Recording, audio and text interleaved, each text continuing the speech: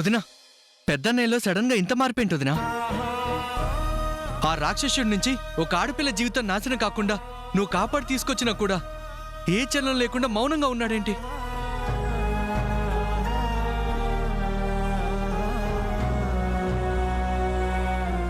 ఇప్పటికైనా వీర్రాఘవ్ వల్ల సరస్వతి జీవితం నాశనం కాకూడదని బలవంతంగా నువ్వు ఈ పెళ్లి చేయాల్సి వచ్చిందని అర్థం చేసుకోరేంటి?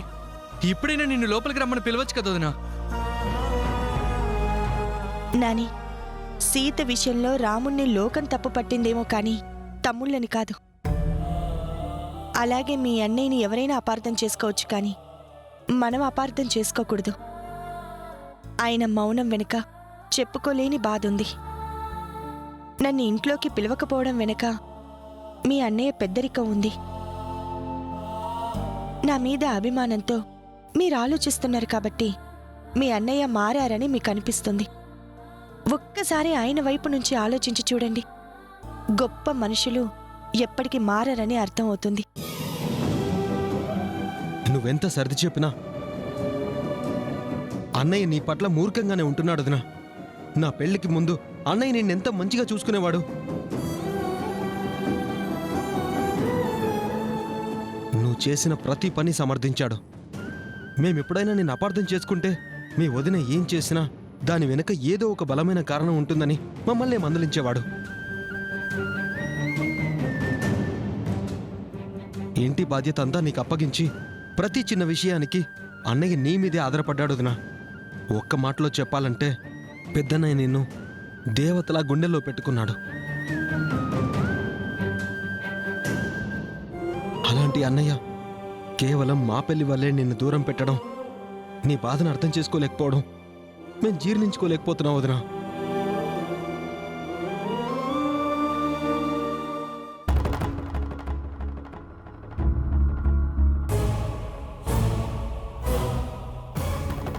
వీడేంటి బాధగా నడుస్తూ కుటీరం వైపు వెళ్తున్నాడు?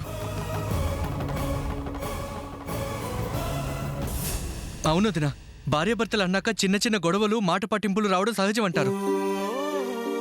శ్రావణ అన్నయ్య పెళ్ళయ్యే వరకు నువ్వు అన్నయ్య చిన్న మాట అనుకోవడం కానీ మీ ఇద్దరి మధ్య అభిప్రాయ భేదాలు రావడం కానీ మేమెప్పుడు చూడలేదు. మీ ఇద్దరికి ఒకరి మాట అంటే ఒకరికి గౌరవం, ఒకరి మాట అంటే మరొకరికి విలువ. అంతలా కలుసున్న మీరు ఇప్పుడు దూరంగా ఎలా ఉండగలుగుతున్నారు?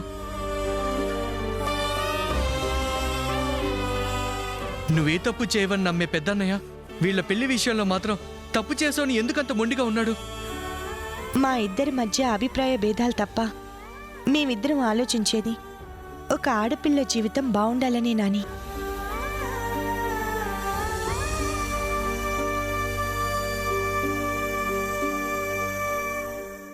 వదినా,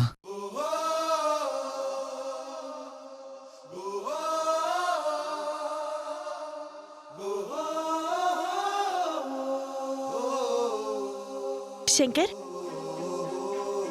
శంకర్, పరాయి వాళ్ళ అక్కడే ఆగిపోయావేంటి? లోపలికి రా రా.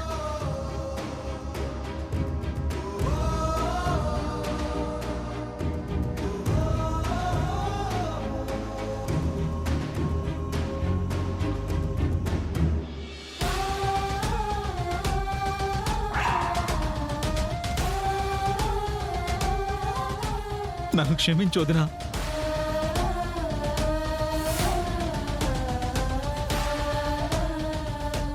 శంకర్, ఏంటిది? పైకిలే. లేదు వదినా, నీ పట్ల నేను చాలా తప్పు చేశాను. నన్ను క్షమించు వదినా. అయ్యో శంకర్, లే లే శంకర్.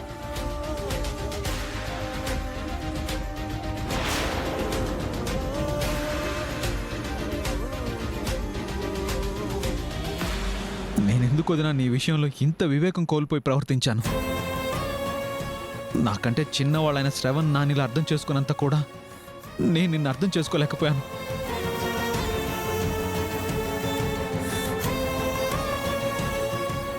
మమ్మల్ని నువ్వు కన్న బిడ్డల్లా చూసుకున్నావు.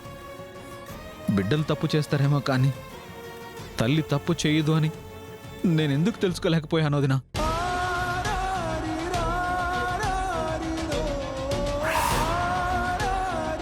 నువ్వు వచ్చాకే ఈ ఇంటికో అందం వచ్చింది. మా అందరిలో తెలియని సంతోషం నిండింది. ప్రతి క్షణం బాగుండాలి అని మా కోసం తపన పడే నువ్వేం చేసినా దాని వెనక ఏదో ఒక బలమైన కారణం ఉంటుందని ఎందుకు ఆలోచించలేకపోయాను?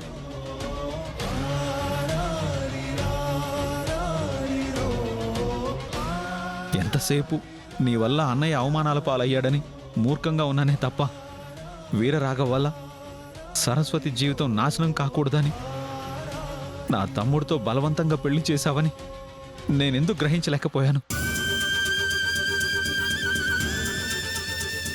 ఇదంతా తలుచుకుంటుంటే నాకు చాలా బాధగా ఉందో వదినా. నిన్ను వెనకేసుకొస్తున్నారని శ్రవణ్ నానిని తిట్టాను, కొట్టాను. సరస్వతి తప్పు చేసిందని మాటలు అన్నాను. తప్పు చేశాను వదినా, చాలా పెద్ద తప్పు చేశాను. నీ ముందు నిలబడే అర్హతను కూడా నేను పోగొట్టుకున్నాను వదినా, పోగొట్టుకున్నాను. శంకర్, తల్లి బిడ్డల మధ్యన అనురాగాలు చూడాలి కానీ అర్హతలు కాదు శంకర్. నువ్వే తప్పు చేయలేదు శంకర్. మీ అన్నయ్యకి అండగా నిలబడ్డావంతే. నేనెందుకు శ్రావణ్ సరస్వతుల పెళ్లి బలవంతాన చేయాల్సొచ్చిందో ఆ కారణం నువ్వు అర్థం చేసుకున్నా. అది చాలు. ఇప్పుడు నా మనసు కొంచెం కుదుట పడింది. పరిస్థితుల వల్ల మనం అందరం మనుషులను దూరంగా ఉండాల్సి వస్తుందేమో కానీ మనసులు కాదు. నువ్వు బాధపడకు శంకర్. ఇంకా మనం మనుషులను కూడా దూరంగా ఉండాల్సిన అవసరం లేదు వదినా. ఆ అన్నయ్య కాళ్ళు పట్టుకునైనా నేను నచ్చ చెప్తాను. పదొదినా, మన ఇంట్లోకి వెళ్దాం.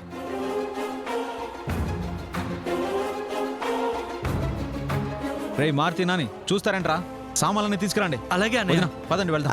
శంకర్, ఒక్క నిమిషం.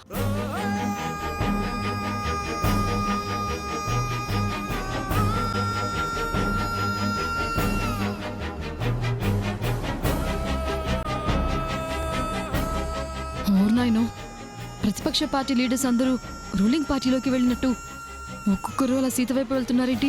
ఇంకేటమ్మగారు ఆలోచిస్తారు? శంకర్ బాబు పెద్దబాబు గారికి సర్ది చెప్తారన్నారు కదా, ఇంకేట ఆలోచించకండి, ఇంట్లోకి పదండమ్మా.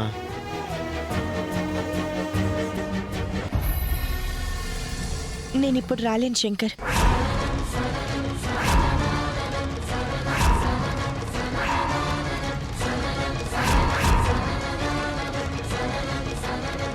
అదేంటి వదినా, అన్నయ్య ఏమైనా అంటాడని ఆలోచిస్తున్నావా? మేము ముగ్గురం కాళ్ళు పట్టుకుని బతిమలాడైనా ఒప్పిస్తాం వదినా. రా వదినా. లేదు శంకర్, మీ అన్నయ్య నిర్ణయానికి కట్టుబడి ఉండటం భార్యగా నా ధర్మం.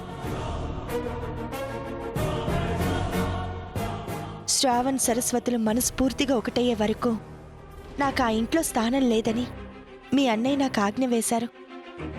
వాళ్ళిద్దరూ దగ్గరయ్యే వరకు నేను ఈ గుమ్మం దాటి ఆ గడపలో కాలు పెట్టలేను. అది కాదు వదినా. వద్దు శంకర్, నువ్వు నన్ను అర్థం చేసుకున్నావు. చాలా సంతోషం.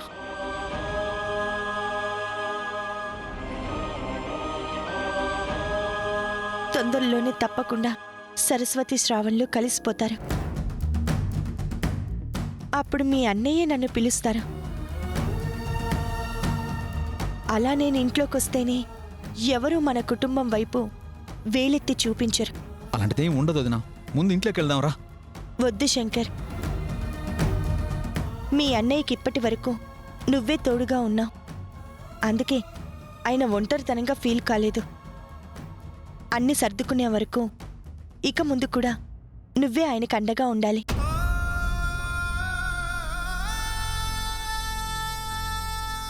ఆయన దేనికి తట్టుకోలేరు. తొందరలోనే అన్నీ సమసిపోయి మనమందరం కలిసిపోతాం. వెళ్ళు శంకర్, నిన్నిక్కడ మీ అన్నయ్య చూస్తే బాధపడతారు.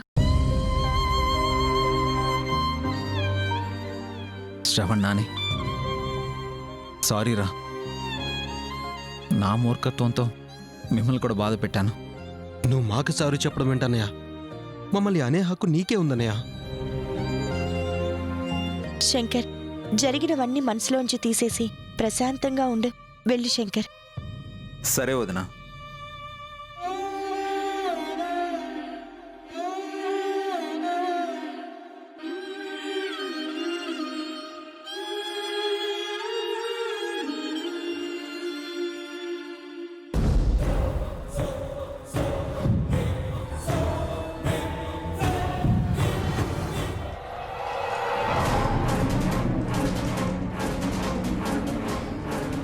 అందరూ ఇలా మారిపోతే నా పగ ఎలా నెరవేరుతుంది?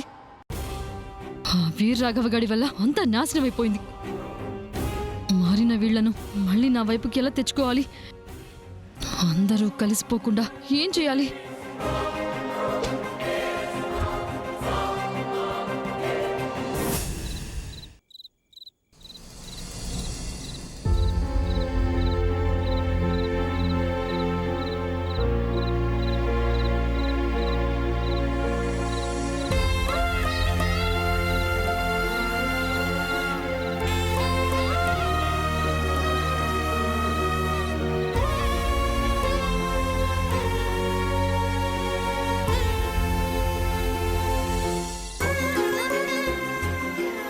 యాండి యాండి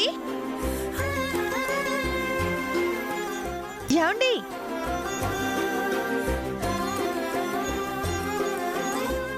ఏమైంది సీత? ఎందుకలా కళ్ళు మూసుకున్నావు? చెప్తాను కానీ ముందొచ్చి నా ఎదురుగా నిలబడండి. నేను నీ ముందే ఉన్నాను సీత. అసలు కళ్ళు ఎందుకు మూసుకున్నావు చెప్పు.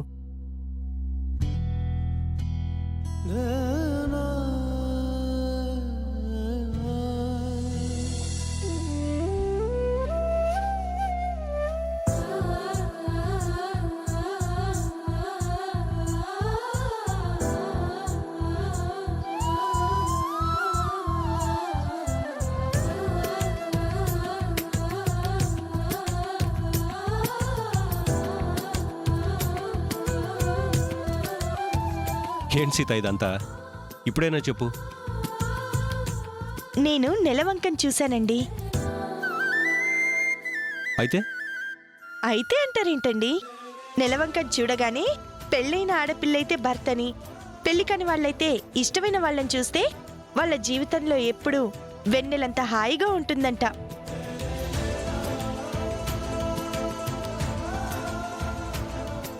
నెలవంకం చూసి నా మొహం చూస్తేనే సంతోషంగా ఉంటామా? మామూలుగా నా మొహం చూస్తే జీవితం బాగుండదా?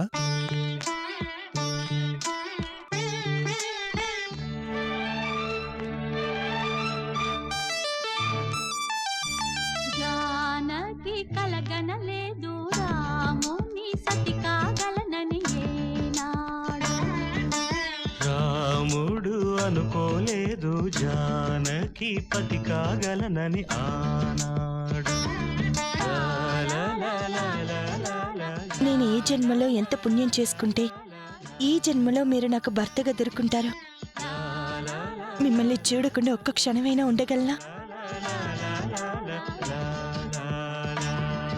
మీకు దూరంగా ఒక్క నిమిషమైనా బ్రతకగలనా?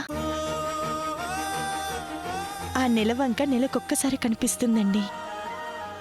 ఈ మచ్చలేని చందమామ ఎప్పుడు నా ముందే ఉంటుంది.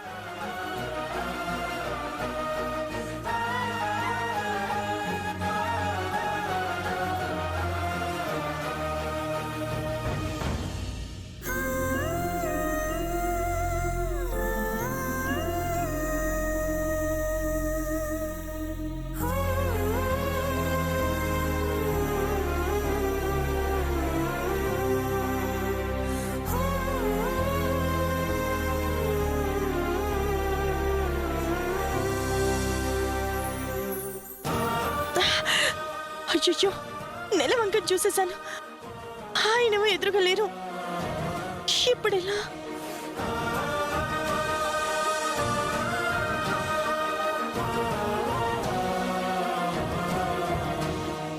ఎప్పుడు పిలిచినట్టు ఆయన నేను బయటికి పిలవలేనే. ఇప్పుడెలా? అయ్యో,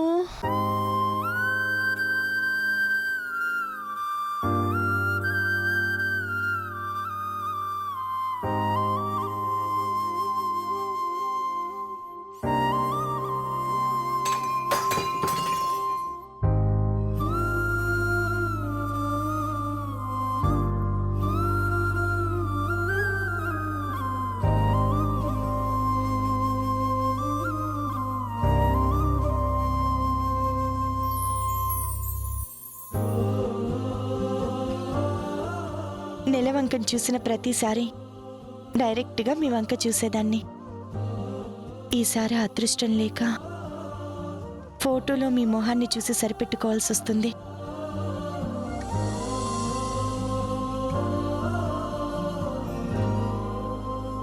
సరస్వతి శ్రావణ్లు ఎప్పుడు కలుస్తారో, నేను మళ్ళీ మిమ్మల్ని ప్రేమగా ఎప్పుడు హత్తుకుంటానో, మిమ్మల్ని చూస్తూ ఎప్పుడు కబుర్లు చెప్తానో,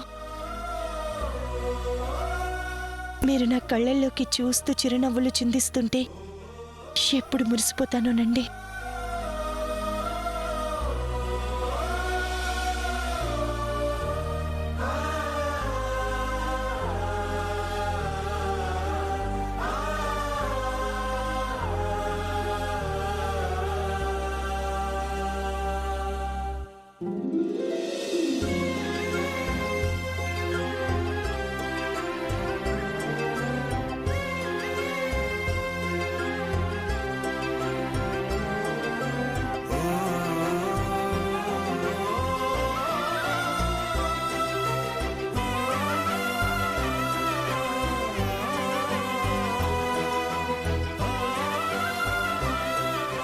బంధం ముడిపడ్డాక కడవరకు ఆ ప్రేమ తగ్గదు అంటే ఇదేనేమో.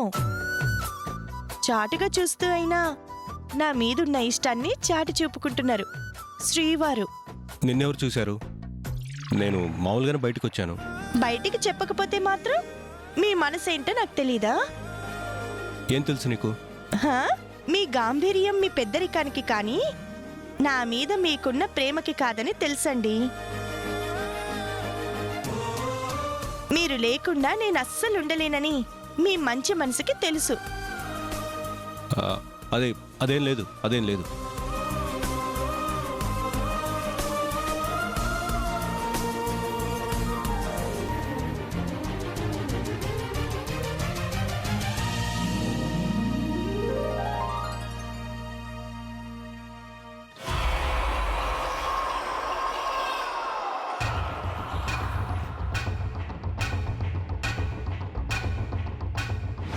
సరస్వతి, నీకేం భయం లేదు.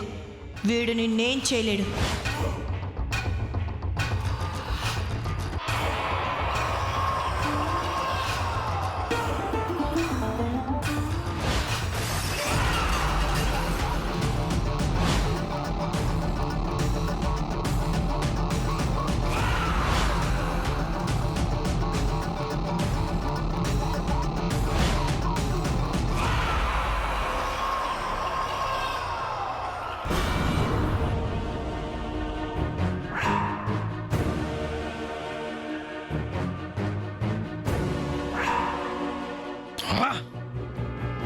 సీత, సరస్వతి నాకు దక్కకుండా ప్రతిసారి నువ్వు అడ్డు తగులుతూనే ఉన్నావు. అలా అని వదిలేస్తాననుకోకో. నేను అనుకున్నది చేసే వరకు ప్రయత్నిస్తూనే ఉంటాను.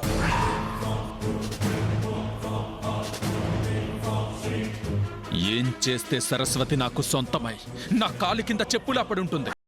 ఏం చేస్తే నేను శాశ్వతంగా సీత అడ్డు తొలగించగలుగుతాను?